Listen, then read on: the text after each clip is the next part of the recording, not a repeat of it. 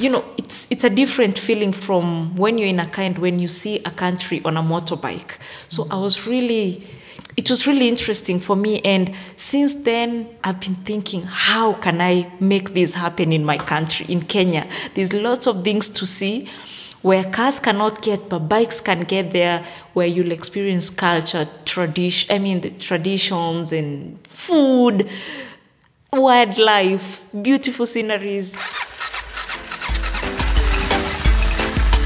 Pegaso-Reise. Expeditionen mit den Ohren.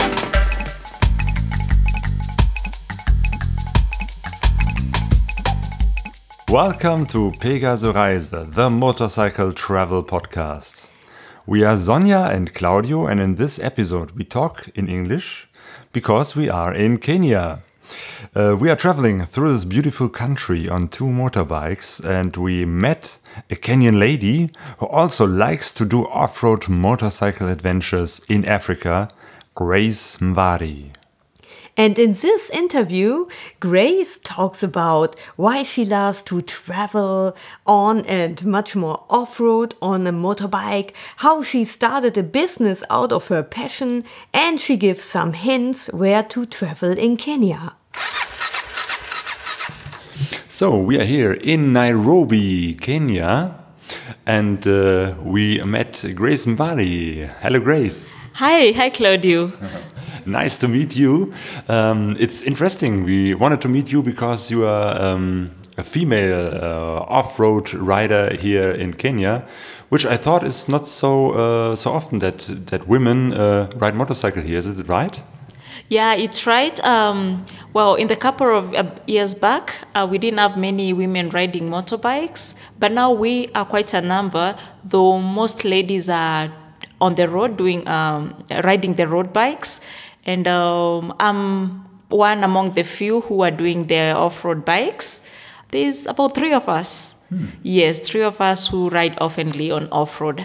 Yeah. But riding here in Kenya, isn't it always a little bit off-road if you're outside of Nairobi? Well, if you're looking for the roads less traveled, then it's definitely off-road, and that's what I look for. So I actually try to not go on-road all the time. Yeah, so I'm always looking for off-road. And when you're out of Nairobi, there's lots of off-road. Yeah. And is there something like a motorbiker scene here in Kenya? Yes, there is. You mean like the events for motorbikes? There's lots of events for motorbikes, but then they're in groups. So you'll find there's the Superbike Association, there's the dirt riders, there's depending on the style of riding that you're in. Though when the events happen, all the riders turn up to support each other. So like tomorrow, Sunday, there'll be one from the Superbike Association, which they've invited all sorts of motorbikes. So there'll be the dirt bikes, the mini motos, cars. It's to be more of a sports event for anybody who likes to race. So yes, it's big. And myself, I do participate in the enduro races. Yeah, so that's what I normally do most of the time. Yeah, yes. Okay, so there is also an enduro scene. Yes, the enduro scene is quite big. Yeah, lots of dirt riders in Kenya. And we do have the national team, and we do have the fun enduro races. I do the fun enduro races. Have not yet graduated to do the national enduro, though from next year I'll be participating in the national enduro championship. Oh, yes. Okay, yes. You have goals in front of you. But let's go back to where did it all start that you are riding off-road? Wow, it started back in India. When I was living there, working and living in India, and two of my housemates back there asked me to join them on a Himalayas trip. And I didn't know how to ride a bike. So I told them I can't ride a bike. And they were like, Grace, but you love outdoors. You should try this. I'm like, why not? So who's going to teach me? They're like, we're going to teach you. Then you'll go do your test and all that. So it was 3 weeks. learning how to ride a bike, and then we hit the Himalayas, and riding there was such a great experience, and I've been hooked to motorbikes since then, not looking back. But in India, what did you ride there? Such a Royal Enfield? Yes, on the Himalayas trip, I rode the Royal Enfield Thunderbird. It's a 350cc. It has a sunken seat for the short people like me, so at least I could step on the ground. But later, after the Himalayas trip, I bought my first bike, which was a KTM Duke 200, and that's what now I started commuting to work back and back home with in India. And I brought it to Kenya when I came back to Kenya, but then I sold it when I realized I love off-road more. Yeah. So now you are riding a bigger KTM. Yes. Now I'm riding. Oh, and actually, I didn't choose it because it was a bigger bike. I chose it because I would be able to travel on long distances with it. That's why it's the 500cc. I didn't know what kind of a bike I should buy, so I sent messages to most of the KTM brand ambassadors, and only one of them replied to me. His name is Chris Batch from New Zealand. And I asked him, Chris, I would like to buy a off-road bike and I don't want two bikes. I cannot afford to keep two bikes. So I want one that I can do enduro races with and I can still travel far with. And I asked him, between the 450 and the 500, which one should I go for? And he was like, I would go for the 450. I would go for the 500, but I wouldn't be disappointed with the 450. So I never asked more questions. I just went for the 500. Yeah. You said you're short. We have seen you are more or less as tall as Sonia. So how do you go on such a big bike? Such a tall bike. I would say I've been watching lots of YouTube videos, and this one I watched of how short people can get on tall bikes and all that. And every time I would watch, and the next day I would go and practice. And then I made friends with people who are riding dirt bikes, and they taught me lots of skills, what I should do, and they were like, being short cannot be an excuse. You can ride. You actually have to, your feet always have to be up. If you try to put your foot down, then you might end up falling because the ground may not be leveled. So they always pressured me and told me, your legs have to be up all the time. So I always worked hard to keep my legs on the bike all the time, Yeah. So, and also training, I've done lots of training, and the previous training I did was with Jürgen Kupers from Germany, and he's coming back again, so I'll be training with him again. And since I'm also doing the guiding, so it's also important for me to improve skills. So that's why I'm taking lots of training right now. Yeah. You said you do guiding. You had an idea in India, which now came reality. Yes. Tell us about it. Yes. Since I did the India trip, in my mind, so after the India trip and my contract was over in India, so I went for the Southeast Asia trip, and I saw how people traveled on motorbikes, and it gave people from all over the world an opportunity to actually, it's a different feeling from when you're when you see a country on a motorbike. So it was really interesting for me. And since then, which is about 4 years ago, I've been thinking, how can I make this happen in my country, in Kenya? There's lots of things to see where cars cannot get, but bikes can get there, where you'll experience culture, the traditions and food, wildlife, beautiful sceneries. And I was like, I have to do this in Kenya, until I met my business partners, Mike and Vasily, and we shared the same dream, and we're like, let's do this. And that's how Rhino Riders was born. Yeah. Rhino Riders is a company, and you make tours through Kenya. Yes, Rhino Riders is a guided motorcycle tours company. So we do off-road tours. We actually try to avoid on-road because of the crazy cars driving around. And so off-road is more interesting for us. And our customers also like it off-road because that's where you get to see the other side of Kenya you don't even see on the news or anywhere. You get to experience Kenya, like its authenticity. So, yeah, we try at Rhino Riders. That's what we offer. We ensure you see wildlife from a motorbike. You have a cultural experience. See the beautiful sceneries, and meet people.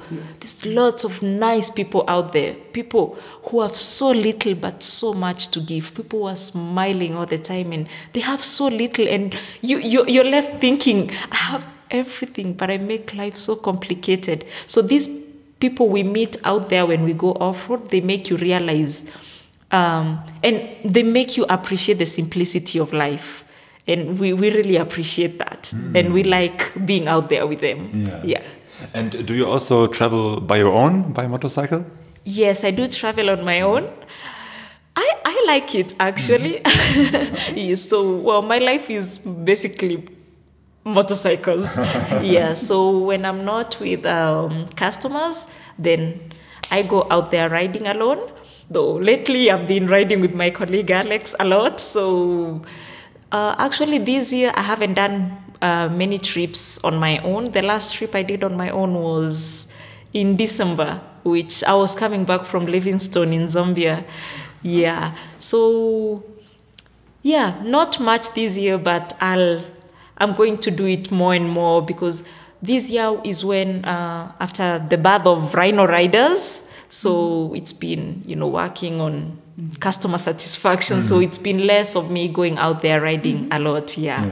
But it's also interesting because we normally speak with European people driving through countries in Africa, and I think it's another perspective that you have as an African person riding through Africa.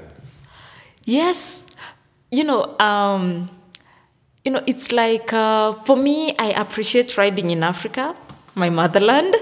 So because I realized when I went riding in other continents, and I realized how little I knew about my own country and also Africa at large. So my main aim was in the next 2 years to see most of Africa, because it also makes you understand more of your roots. It also makes me understand myself better, because sometimes I sit and I'm like, okay, what am I doing? Not many people in my culture would be doing this, but then how it helps me to understand myself more. So that's why I've decided to tour Africa before I go out there again and see the rest of the world, which I will.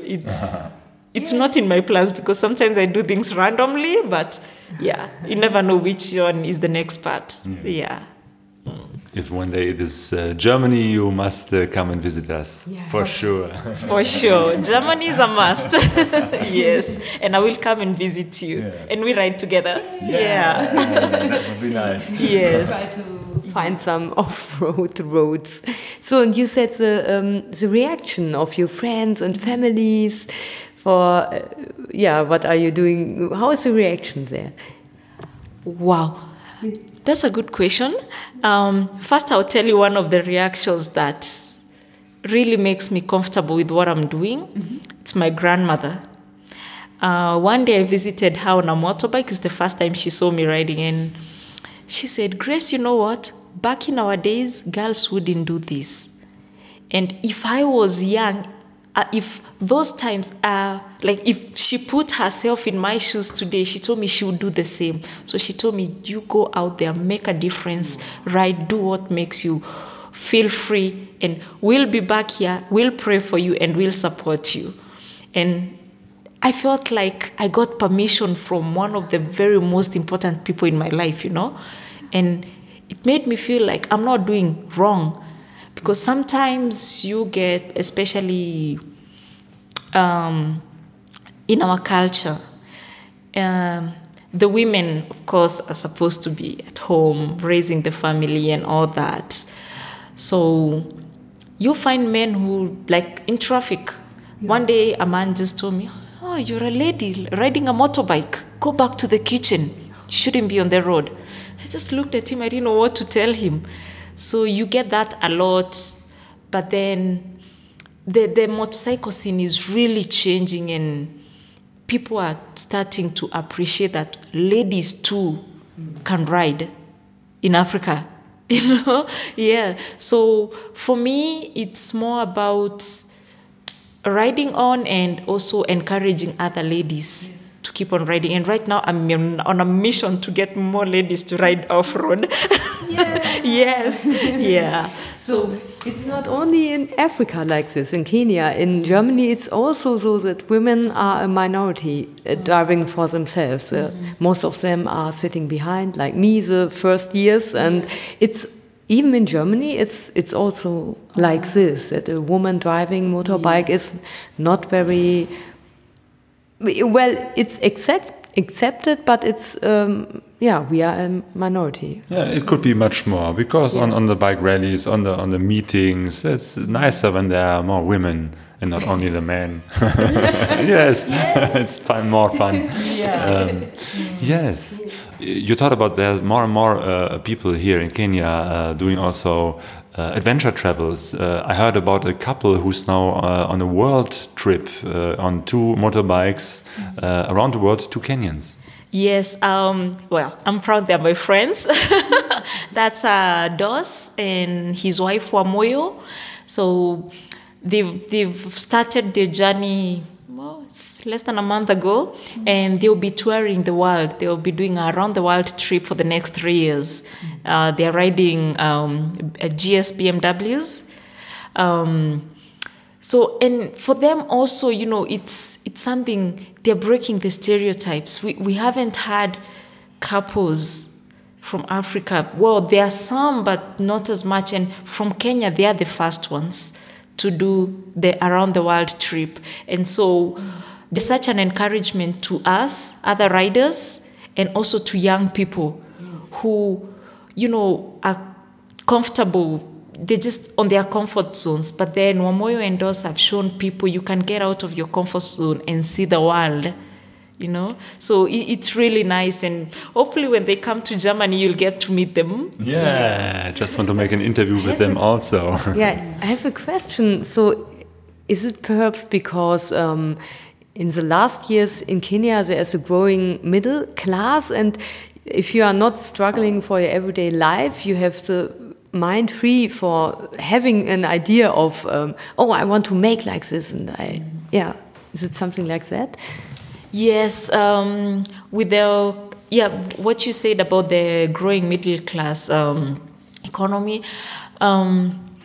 people having a 8 to 5 job, and you work Monday to Saturday, and you get home, you're tired, so you never get to, and on a Sunday you'll just stick at home. It's the only day you have to rest.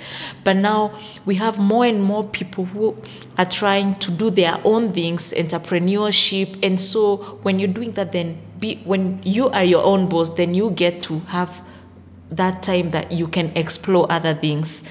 But then when it's that 8 to 5 kind of job, then it's really difficult here, because then it's only Sundays that you have free, and the only thing you want to do is spend with your family or just stay at home and rest. But then that's changing really fast. The more people are getting into entrepreneurship and getting to open their minds into, you don't just travel because you want to see things, but you also travel to learn. So you find people, entrepreneurs are traveling also on motorbike, but then where you're going, you get to learn more of how to come and improve your business. And that's how it opens your mind. Like, let's say you go to a different country, you come and make those things happen in your own country. So people have realized traveling, before traveling seemed like a waste of time, but people have realized traveling is not actually a waste of time. The things you learn actually improve your life so much. Yes, it's always this intercultural learning which can really change your life if you're open-minded and see or learn on the journeys to see the world with a different view. That's really something very good. So what would you recommend for people who come to Kenya? What are the places or what would you recommend where to go? Wow, I would say everywhere, but I'll try to filter. So, for example, let's say you are here. So I would recommend, you mean on motorbikes? On motorbikes. On motorbikes, wow. Masai Mara for sure. It's only, you don't just go to Masai Mara on a car only. You can go on a motorbike, though you cannot get into the national park on your motorbike. So you have to get the tour van to get into the park. So that's a really nice place. It's actually, you end with that because it's the climax of the trip. Yeah, then there's places like Amboseli National Park where you pass through these places like after Amboseli National Park, there's a lake called Lake Jipe. There's also Lake Chala. Lake Chala is actually a crater lake, and the border of Kenya and Tanzania passes right through it. So there's that. Then there's areas in the Mount Kenya region, which is the Laikipia region, and that too, there's lots of wildlife. If you go like deep off the beaten track in Laikipia, you see lots of wildlife riding there. Then there's northern Kenya, Lake Turkana, which is where there is the cradle of man, the cradle of mankind. Yeah, you know, where the first bones of the human being were found. So you can ride there, though it's not a ride for the faint-hearted because there's it's really rough terrain. So you need to be prepared for it, you know, punctures. There's lots of volcanic rocks and lots of sand, but it's quite an adventure, and you get to stay with the families, the Samburu people from northern Kenya who live just next to the lake. You get to camp next to their huts, and it's such a nice experience. Yeah, and there's the coastal region. You can also ride to the coast region. There's off-road routes. There's the highway. I prefer the off-road route. Yes, yeah. So on the coastal region, there's places like Watamu, Malindi. There's lots of back routes. There's also on the southern coast, Diani, there's also some back routes there. There's a place called the Shimba Hills where you can ride through. So it's basically everywhere. Yes, yeah. But my favorite is going to Masai Mara off-road. And towards, there's a lake called Lake Magadi. And just past Lake Magadi actually has flamingos, lots of them. And after Lake Magadi, there's Lake Natron, which is on the border of Kenya and Tanzania, like in northern Tanzania. Yeah, so it's really beautiful there. It's a breeding place for flamingos. Yeah, and it's such a nice one. It's called the Shompole Wilderness, the area. It's really beautiful. Yeah. So come to Kenya. Okay, thank you very much, Grace. So what are your plans for the next time, for this year, for the next year? This year, I'm actually focusing on growing Rhino Riders Motorcycle Tours, the company. That's my main focus. But as usual, ride a lot. Get new routes, go to new places, meet new people, eat new food, you know, culture and all that. Though in December, I want to do a trip. I don't know yet to where, but probably Namibia or Egypt. Yes. Yeah. Okay, so all the best wishes for you and your rides. Grace Mwari, thank you very much. Asante sana. Asante sana, karibu Kenya, and enjoy. Grace is just one of the many lovely people we met in Kenya. We have a lot of stories to tell about our journey. On Facebook, we started to share some videos and photos. But we also have recorded sounds and interviews, which we'll put together to a documentary podcast about our Kenya adventure. So there's more to come. Links to Grace and to Reno Riders you will find in the show notes of this episode on pp106-Grace. Thank you for listening. Asante sana. Gute Reise. Gute Reise. Wir sind alle auf der Reise, doch keiner weiß, wohin es geht. Wir sind alle auf der Reise, diese Zeichen. Wir sind alle auf der Reise, alle auf der Suche, die Sehnsucht ist unser Motor. Wir kennen uns nicht, sitzen doch pp106-Grace.